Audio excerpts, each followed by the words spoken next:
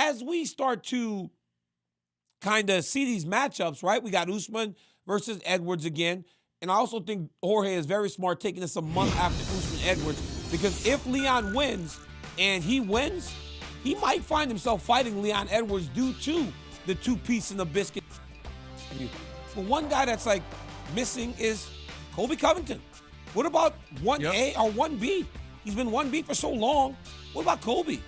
Is he going to be fighting Bilal Muhammad next? Like, is he going to fight Hamzat? Like, what does all this do for Colby Covington? Where is Colby Covington?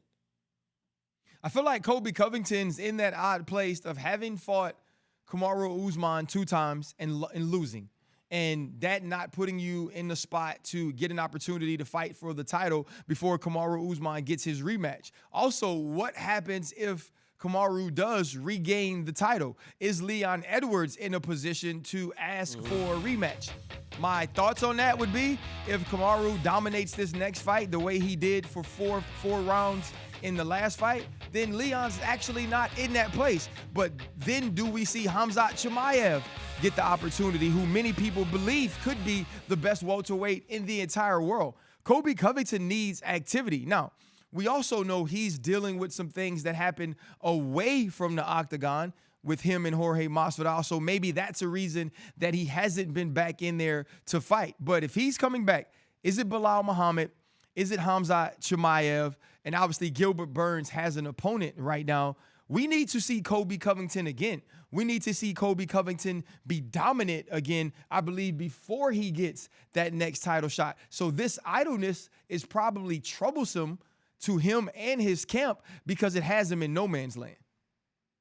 Yeah, he's kind of just floating, right? And it seems as though the division now is starting to move around him. But we can't forget, I'm not mistaken, and Jake, maybe you could kind of whisper this in my ear, guys. We have these things in our ears, but when we need help with something, they kind of tell us. But I think Colby's last fight, he beat Jorge Masvidal, right? Like, I don't know if that was before or after the Usman fight. But I think he won.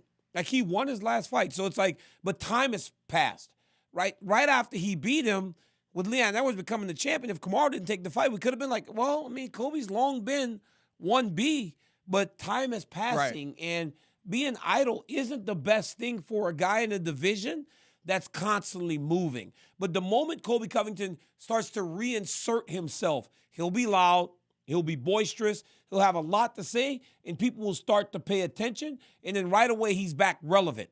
Because we have not seen anyone but Kamaru Usman for a really long time solve the puzzle that is Colby Covington. So I think he'll be relevant for a while, but I think he needs to get rolling again, because momentum is key in this sport.